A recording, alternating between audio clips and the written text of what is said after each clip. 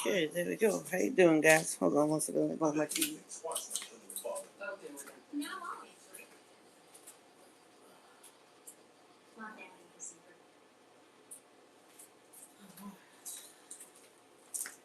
How you doing, everyone? So I'm gonna be making fruit fly cultures for my dart frogs. So don't mind my messy kitchen right now, but I figured I'd do it now because it's gonna make a mess, and then I'm just gonna clean it up.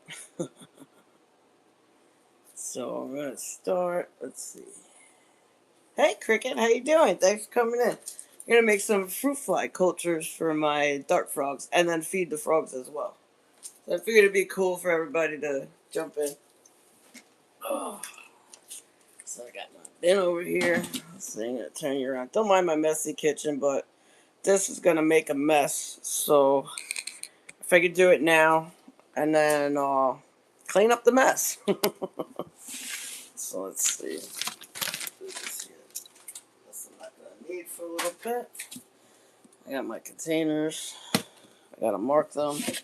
And in here, oh, sorry, kitty. I have all my media and stuff I'm gonna need in order to make the fruit fly. Sound and picture is good? Okay, great. Thank you. Alright.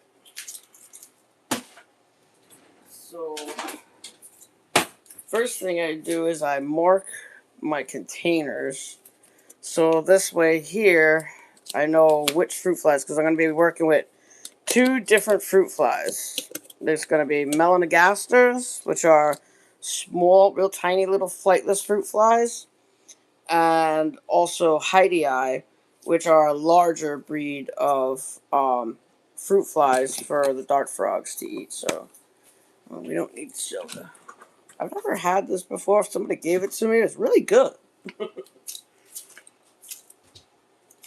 Pineapple soda. Who would have thought, you know?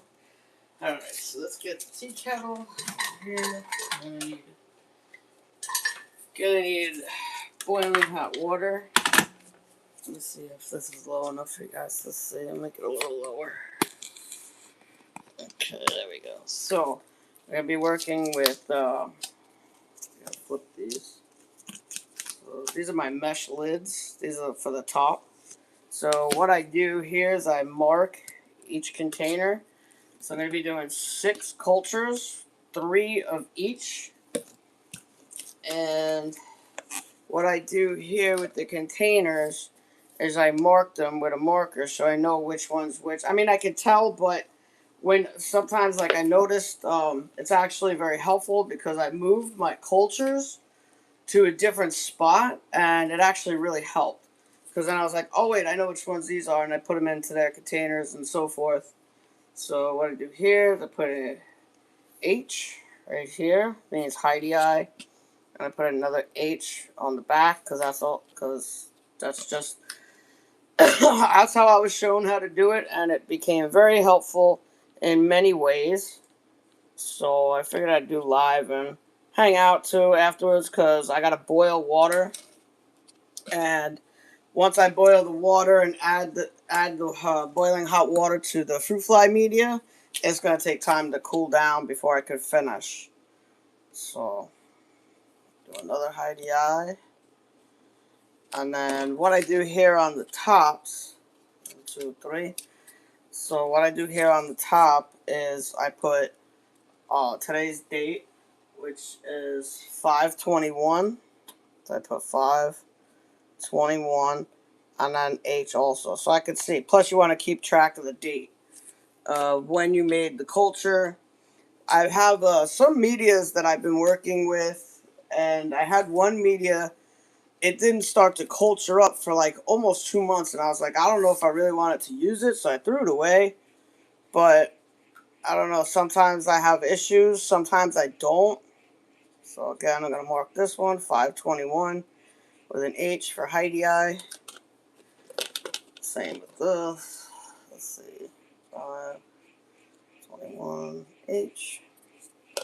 And these last three are going to be melanogasters. So we're going to do an M on this side, an M on this side. Same with these.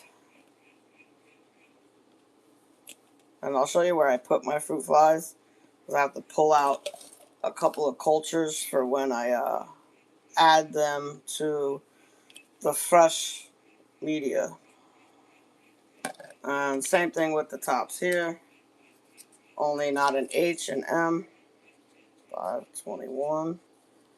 I hope you guys can see that. Probably not. Okay.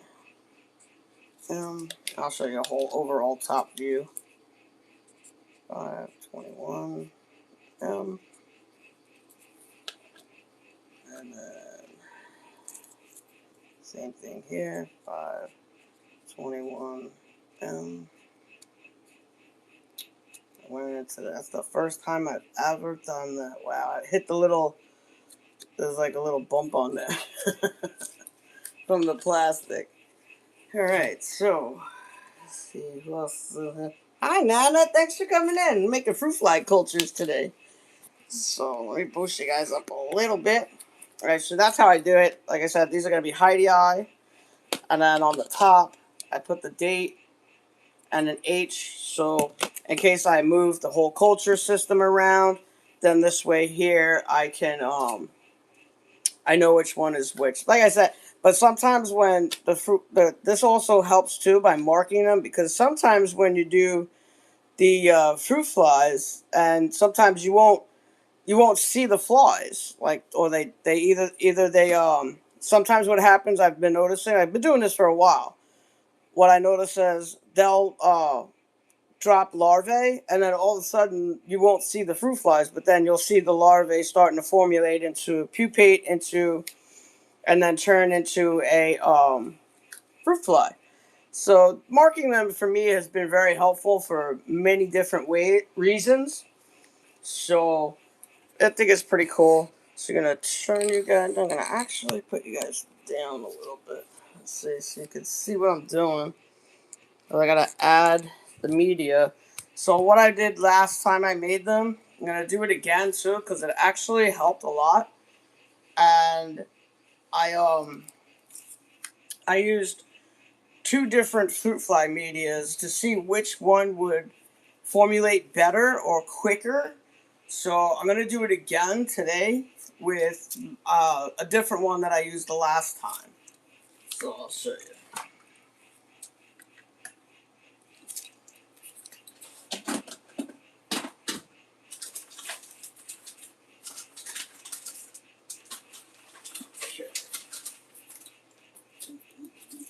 Got my bags over here. So like this particular fruit fly media I've been working with for a long time is from Josh's Frogs. But I had a little bit of a problem with the Heidi Eye, where it was developing a lot of mold inside the media, so it was a little aggravating. So this one I've just started using. It's from Finn's Frog Farm, and they're on. As you can see, they're on Facebook, Instagram, YouTube, and I don't know what that is. But it's so far so good. I'm gonna tag them in this video so they see that, because they're a small business, and I really do like to, promote small businesses in any way. So I have to order. Sorry guys, I have to order more from FrogDaddy.net. So I don't have any more of his fruit fly media. So I'm going to order more and do another video on it. So first going to start with the Heidi Eye. So with the difference between these medias, fruit fly medias, is like this one is for Heidi Eye. And then this one, written in green, is for melanogaster. This one does both. So it's So, you know, it's like it's different. Some media, so same with Frog Daddies. His media does both Heidi Eye and Melanogaster, so which is pretty cool. So we're gonna start with the Heidi Eye. 3/4 cup more, half a cup. I know I have my measuring cups handy somewhere. Yep, here we go. Oop. Okay. So you definitely need a measuring cup for this. So this one requires a half a cup of media and then 3/4 of a cup of boiling RO or bottled water. So what I do now is I open up the bag, let some air in, and then close it back up and give it a nice shake. So this way here, everything on the bottom. Because with the amount of fruit flies that I make and the way they're culturing up, I really only have to make them like once a month. So, and I'm making 6, so that's plenty. Also, do they stay in the cup or do they get out? They do get out. They're flightless fruit flies. They don't get out of the cup as much as they sometimes, like I have to modify a couple of my tanks because I have had them for a very long time and I didn't modify them because I was brand new to the hobby. So they do sometimes escape out of the fruit, out of the tanks. So it does get a little bit annoying, but not really because I put what's a couple of other hobbyists discovered these things called catchies. So it's a little. I'll show you one. I have them plugged in, and it seems to be helping very well. So it's got a little sticky thing on the bottom, and it's like a neon light at the top with a fan. And then they go in. They of course, get stuck to the sticky tape on the bottom. So that they do help. I have one in where both my all my enclosures are. So I have 3 enclosures in the living room, and I have 2 enclosures in my bedroom. But I'm gonna be expanding. So and I'm also gonna be working with soon. I can't wait. I gotta start. I gotta get a new stand for the tank in my bedroom because um, I want to get red-eyed crocodile skinks. Like I've been researching them for so long right now, and I feel like I can do this. So red-eyed crocodile skinks are really really epic. I love them. They're cool. It's just something different too.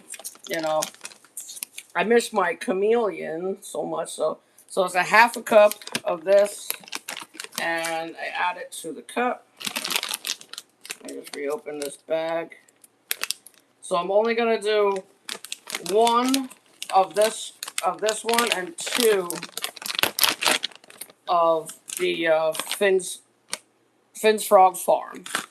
And then when I do the Melanogaster, I'm gonna do 2 of the Josh's Frogs and 1 of the Finn's Frog because I'm doing 6 cultures today. So we got 1 Heidi. You gotta level it, make it nice and level. And then just drop it into the container. That's 1. And then seal these back up. So I don't reuse this because I mean it probably don't matter, but that's just the way I do it. I kind of keep it, you know, separate. So and then I let all the air out, and then reseal it up. And I keep these all in a container, in a bin, so this way here they stay fresh. So I gotta clean that bin out anyway. So then, and then you want to make this as level as possible. So there we go. Okay, so I'm gonna start with the Melanogasters. And do the same thing, like I said, always open them up. I always let the air out. And then when I start the cultures, I reopen the bag, seal it back up, and then give it a good shake. So you get everything that's, you know, kind of settled at the bottom while it was setting and so forth. So then we got it should be. I usually keep these together. Yeah, this is half a cup. So I gotta get new ones.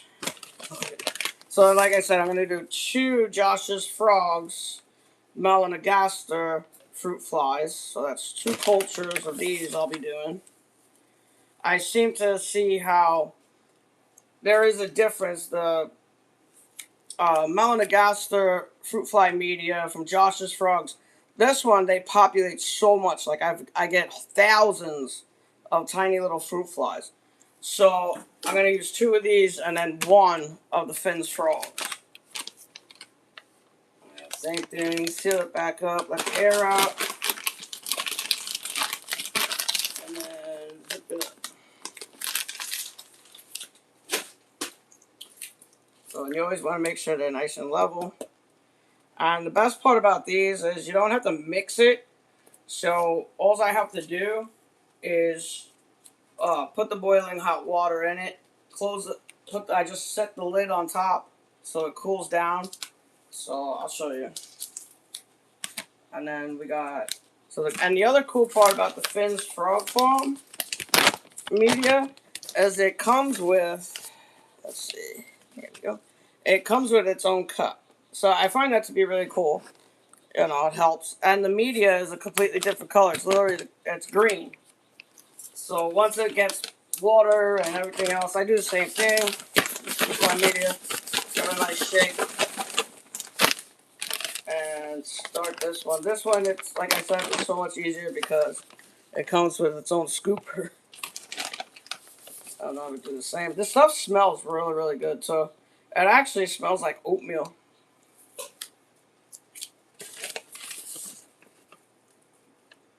Do the same. I got 2 Heidi and 1 Melanogaster. Pretty good on media right now, so I don't have to order anymore. But for right now, but probably in July, I'm gonna order some media from Frog Daddy.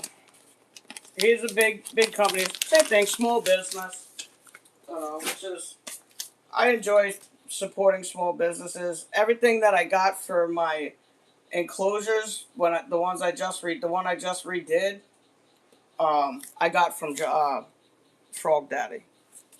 So, and then the next step, let me get the marker out of here. That up. Put this in. Give me 2 seconds. I'm gonna grab some water. Just gotta clean this out.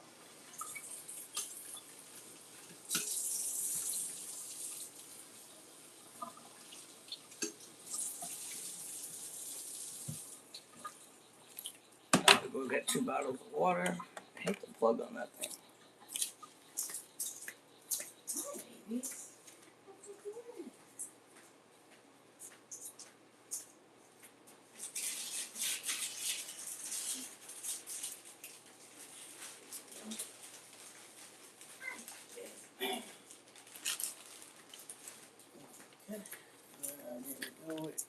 I use bottled water and then boil it. The little tea kettle, it's pretty quick, so pretty happy about that.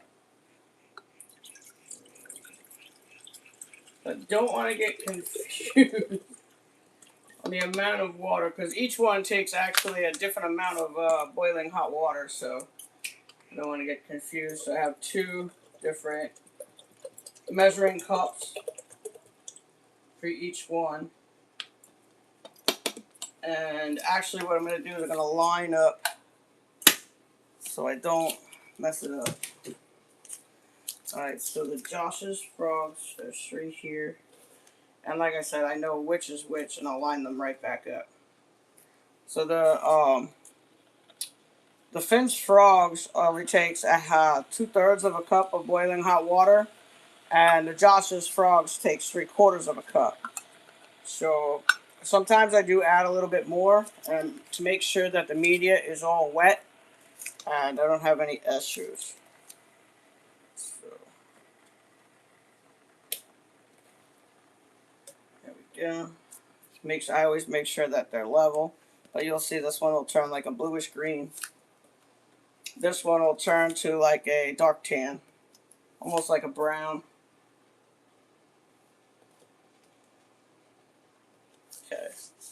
And then all we do is sit here and wait for the water to boil. Fun stuff. So, but is the flies for the frogs, Susan? Yes, these are fruit flies for my poison dart frogs.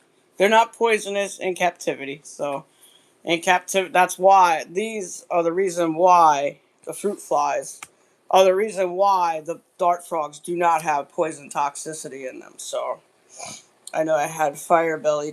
Yes, that I had to give crickets to, and they didn't stay put. Yes, I love fire belly toads, Nana. I'm really working on it. That's cool. Thank you. I'm gonna show. Actually, well, the water's gonna boil real quick. As soon as I'm done adding the water to the media, I'll run you through and show you the frogs. See who's out. I'm working with a new breed right now, and I have the male is starting to call, which is great. And I just shipped out. If you look on my post stuff, I just shipped out three baby Heidi eyes. Sorry, three three baby Tatos, Histrionica Tatos, so, Ophaga Histrionica Tatos. So, yeah, I love fire belly toads. Like I said, I want to get fire belly toads. So what I was gonna do, because my cats really don't use the top part of this whole thing. So what I was gonna do is take all this off and do a paludarium right there, and do fire belly toads in there, and then, I mean, my cats are pretty good. They don't mind the reptiles or amphibians that I get, so it's pretty cool that they don't mind them. So they're not. I don't have to worry about them like jumping around. Well, they do try to catch them, but they can't because the enclosures are always locked up. So I do have one that I broke the lock. I'll show you that in a minute. But yeah, it is a pretty. I love this hobby, so I've gotten really into it. I really, really enjoy it. And the people that are involved in this hobby are phenomenal. They're fabulous people. It's such a laid back kind of a hobby. So when you have people that jump in and start acting dumb, it's kind of like, all right, come on now, give people a break. Some people are new; they have no idea what they're doing, you know. But yeah, fire belly toads are really cool. That's my next thing, and the first I want to do the crocodile skinks, because that'll be a lot easier for where I'm going to put them, the size of the enclosure, plus somebody that I'm purchasing them from. They're very expensive. I'm not going to lie, they're not cheap. They're like $200 and something each, and then that don't include the overnight shipping, which when I just did the overnight shipping for the three frogs that I sent out, it was $113. You seem happy. That's what matters. Thank you, Susan. Yes, I love animals are my thing. It always has been ever since I was very young. Animals, reptiles, everything. So I really love it. Okay, the boiling water is done. So I always twist it to my right hand. So this, like I said, the Finn's Finn's Frog Farm media takes 2/3 of a cup of boiling hot water. I'm gonna add it to all three.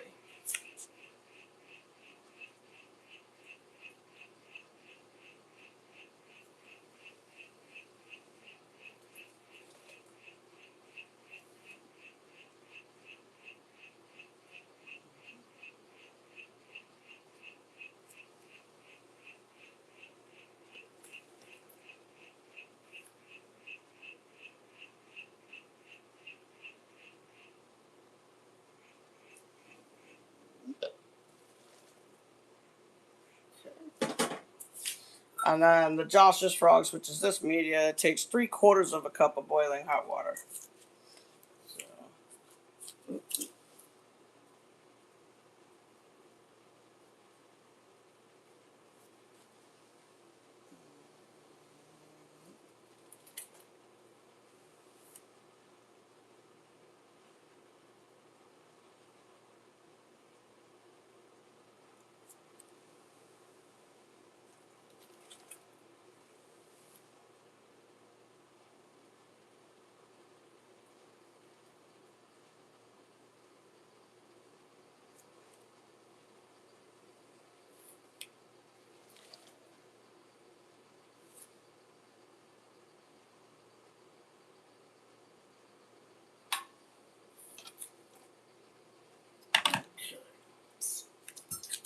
And that's that. So then what I do here after that is I put the tops on. So this way here, it's got to cool down before I do anything else with it.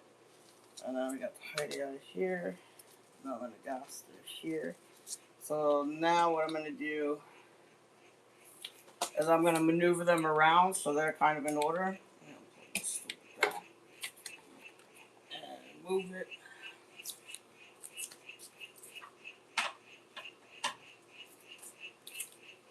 So we got Heidi out here, another Heidi out here, another one here. And then as you can see, this media here changed colors. It's like a green. Whereas this one will be like this tannish color once it all submerges the media. And then maneuver the melanogasters around. This way here, they're in order for when I add the fruit flies to it and I don't get confused. I did that one time. I was in such a rush and aggravated over some other situations that were going on. And I was making fruit flies. And next thing you know, I dumped the wrong fruit flies into the wrong media, and I was pretty upset. So let's show you around to some of the frogs. Let's see who's out. Oh, good. The new ones are out. They're doing really, really good. So these are my Ophaga sylvatica Diablo. So these are two. Sorry about the glare. It's a little bit hard to avoid the glare, but that's those guys. These are new to me. I've just started working with them. And I'm pretty excited to be. Let's see who's out in here. Nobody. Where are you guys? So these are my Phylobates bicolor Uraba. There's one back there. And there's one standing guard on top of the coconut hut, which is really super cool. These guys are pretty bold. Oh, there's another one sitting up there. Let me see if I enlarge it. There we go. Okay. I don't want to enlarge you guys too much. And these are my real noisy guys, but I love these ones. These were not cheap frogs, but they're a pair, so they breed. I'm actually looking to see if, no, she didn't drop any eggs, but in these tadpoles right here, I'll show you. So you see that little plastic green thing? Like, these are the only things that are fake. And of course the butterroot tree. Butterus tree, sorry. But that's my male up there calling away. So, and I don't know where the female is. She should be, she's definitely in here, but oh, there she is. Okay. She's literally right there. But these are gorgeous frogs. I love them. So let's see who's out in the room. I have, what do you call it? I have, my brain is like fried today. I don't know why. The weather is crappy here right now. So maybe that's why. But I have Ophaga Pumilio Bastamentals in here. Oh, he was just called. Oh, look, he's right there. Perfect. That's the female. Boop, boop, boop, boop. And that's the male down there. I got to do some different stuff to this enclosure. I kind of had to move them super quick because they have babies. I don't see any babies jumping around.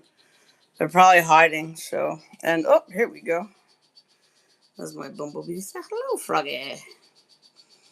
Those are Dendrobates leucomelis. Dendrobates leucomelis. These are beautiful frogs. I have a group in here, so that's two. This one's spread out on the leaf. Just sitting there hanging. And there's another one in here somewhere. Yeah.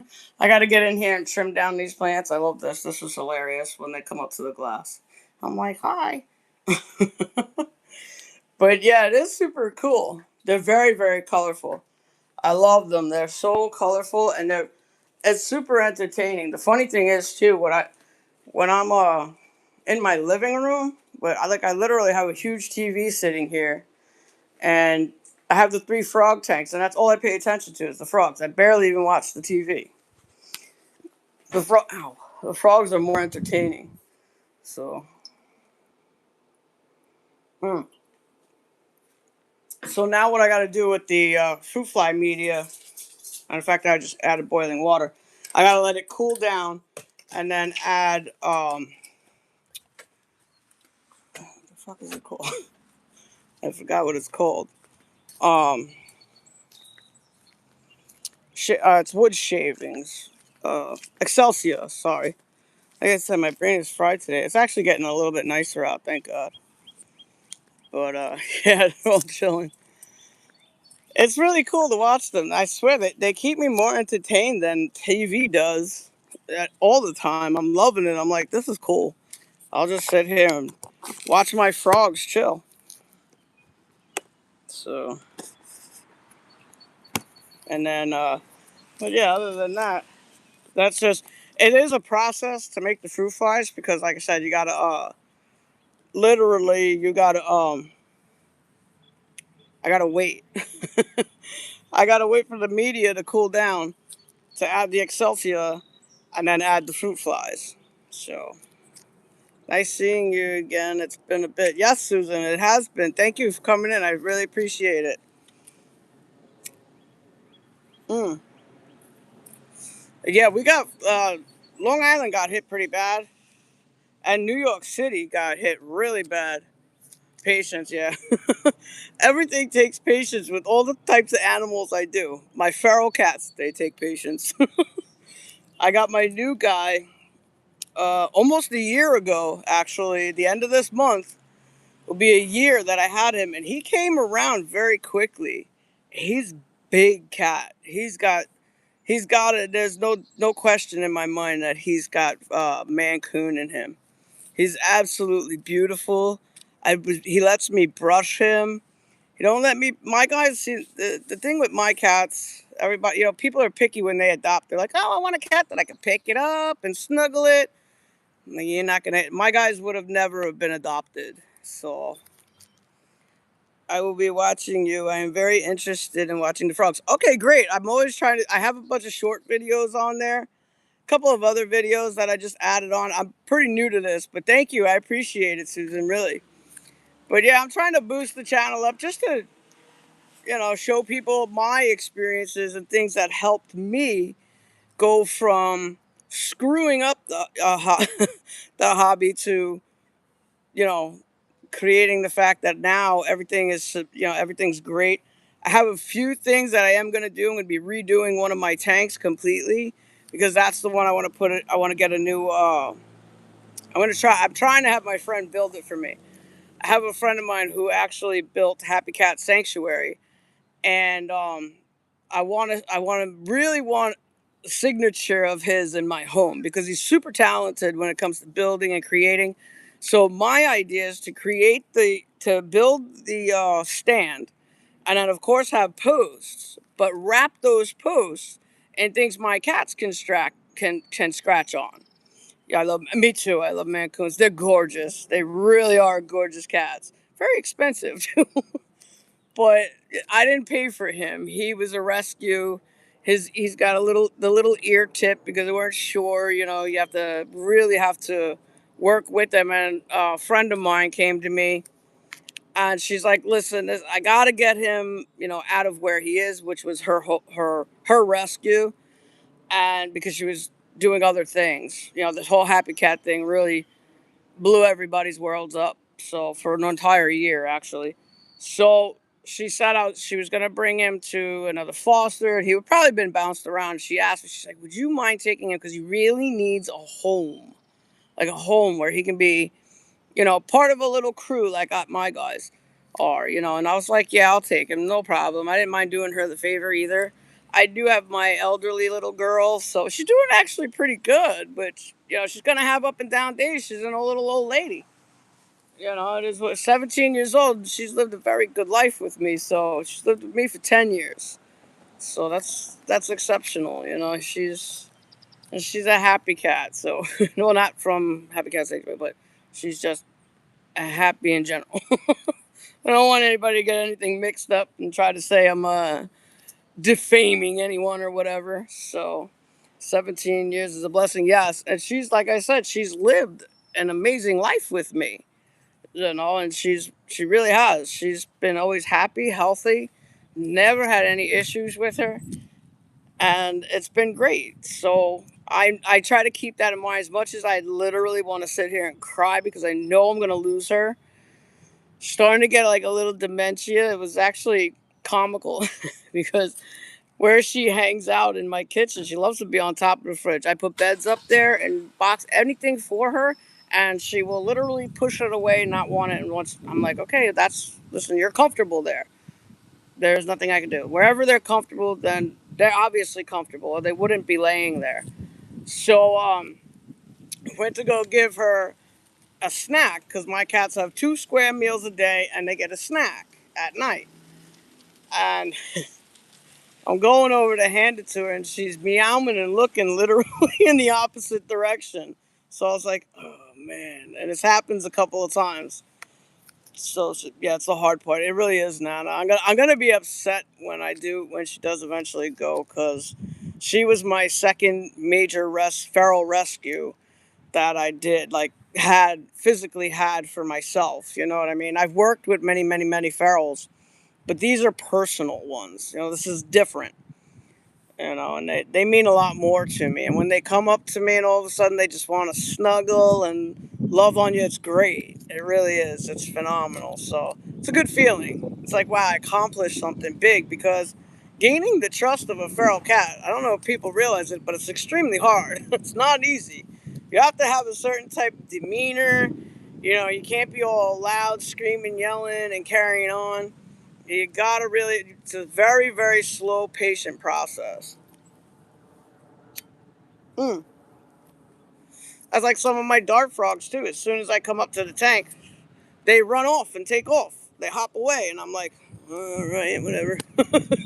And then I can't get close. But lately, it's some frogs. Like there's a friend of ours that's on some of our sites. She literally talks to her frogs, and they like come close up to her, like they know, oh, hey, she's here. I'm like, how'd you do that? So that's kind of what I'm working on with a couple of the breeds. Some of the breeds, yeah, they're going to be a lot more, they're going to run off a lot more and hide. My Rani Tamea, I barely ever see them. I have them in a big bin to themselves. They still do their breeding thing, and but I barely ever see them. So it's kind of sucks, because when you have a enclosure set up the way I do, you want to see the frogs. You want to see them, or the plants. You want to see all that. So that's why the Rani Tameas, they're in a bin, and they're fine. They're happy. They're doing their thing. They can live in there. They're not going to be in there forever. I am going to build a enclosure for them, but I'm going to put it like in. I'll show you guys when I go back in how I set up my closet with a shelf. Mm. It's funny too. Every time I open the bin, like, I literally don't even know they're in there unless I throw fruit flies in there and I sit and watch and look, and then all of a sudden I see them hopping around. I'm like, okay, there they are. They used to be pretty bold, which was surprising to me because it's a Ranitamea. But I don't know what happened. They just decided they didn't want to be seen anymore. I can't even really get pictures of them. And it kind of sucks. But they are beautiful. I'll post some old pictures that I do have of them. I'm wondering too if maybe because they were so bold in the beginning when I had them, because they were young. And now they're getting a little older. They do their thing. You know what I'm saying? So it could be. Who knows?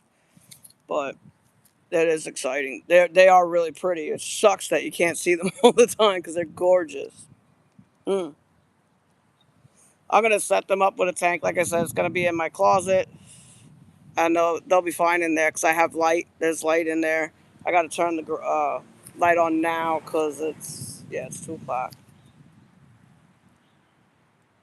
But all right, let's go back inside, and I'll show you the closet that I was talking about where I put the.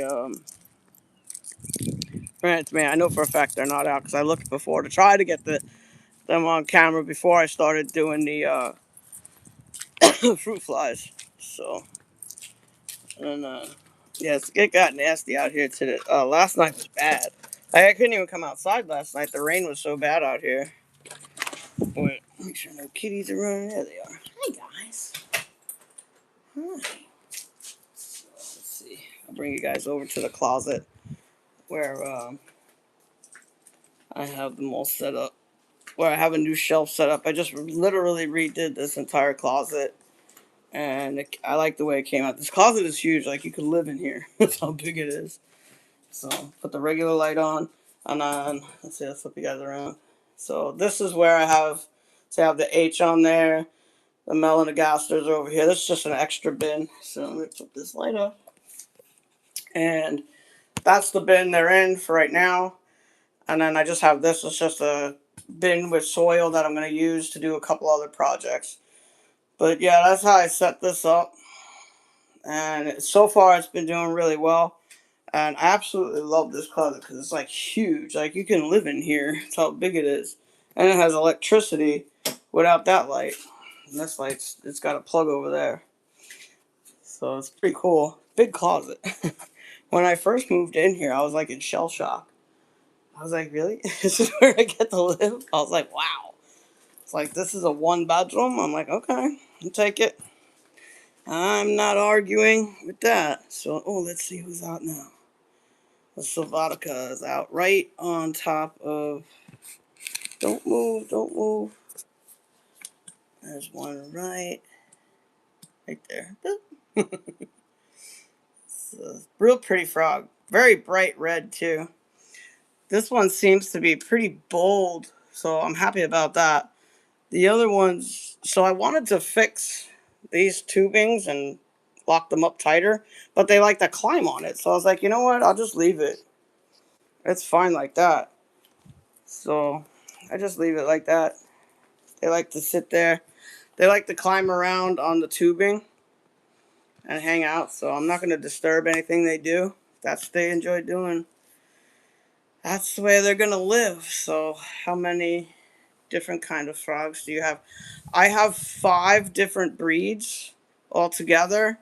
Sorry, 6 different breeds altogether. So I have the 3 that are in here, these 3 enclosures,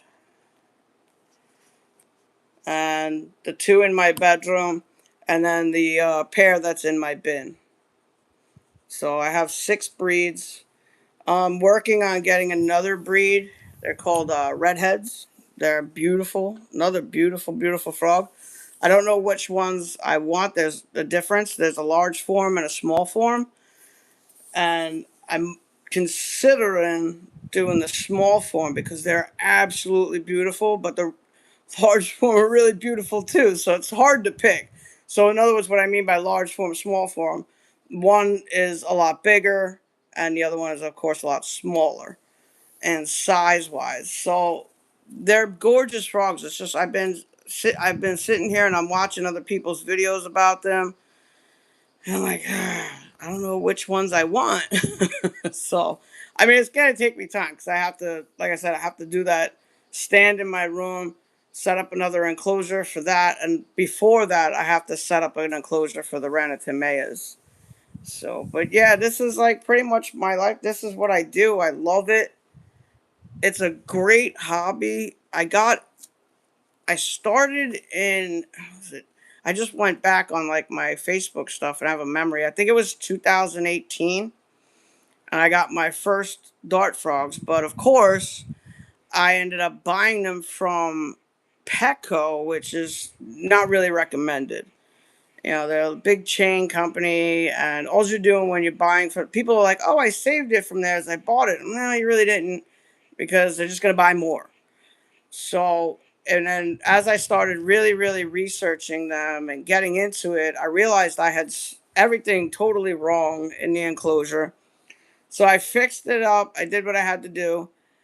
And then I really started getting heavily into this when COVID happened. So when COVID started and they started giving out all kinds of money to everybody, I was like, all right, well, I'm gonna use that for my hobby. And I started this tank here was actually a secondhand tank. It was the original person who had it bought it brand new, but brand new that tank would cost like about close to $600. So I got it secondhand for 150 from a reptile shop on Long Island called Jungle Bob's. And I bought every tank I have actually came from them now that I think about it. And some of them I ended up getting like this one here and this one here. I ended up being able to get them because what I did is the frogs that I had ended up getting a pair of Dendrobates azureus, and they were blue, beautiful blue frogs. And when they would breed, they bred so much. So I would bring the babies down to him, and he would give me store credit. Same thing with this breed. I do the same thing. Some people that I'm in contact to do want certain ones, so I'm like, okay, those will go to you, and these will go to Jungle Bob's. So the store credit, I was able to purchase 2 tanks, everything I needed in order to create the tank. And then after I was done creating it, of course, I went back and I got certain plants from him. Other plants I got from, like this tank over here, is all Frog Daddy, other than the butterus root. The plants from all the way from the plants to the leaves on the bottom is all for Frog Daddy. So yeah, I like the way that one came out. That one's like my favorite one now. So it's like, but then it's hard because then I start looking and I'm like, wait a minute, that one's really cool. So is that one. So it's a little hard to choose which one's the favorite. Like I can't pick a favorite group breed of frogs either. That's all. It's like this hobby is really exciting and very unique. But I love it. It's different, and we're doing now too, which is actually cool too. Is like this tank here is the bottom is not substrate. There's no substrate. Like this one has substrate, so does this one. So that one's made the bottom of it, instead of it having a drainage layer and substrate, it has filter foam, pond filter foam. And my other small tank in my bedroom, I did the same thing with that, and it came out amazing. Like I love it. It it's plus not only two, but say I ever decide to move, it'll be easier to move those tanks than it would with everything that's on the bottoms of these. It makes it a lot lighter. So, but yeah, that's about it. So I gotta sit here. That's gonna take quite a few hours to cool down. I already know. So I'll probably pop up and do another live once it cools down, and I do the Excelsior and add the fruit flies. So, but that won't be for another couple of hours. So I'll go live again at that point. But thank you guys so much for coming in. I really appreciate it. And I'll see you in a couple of hours. Have a good day. Bye.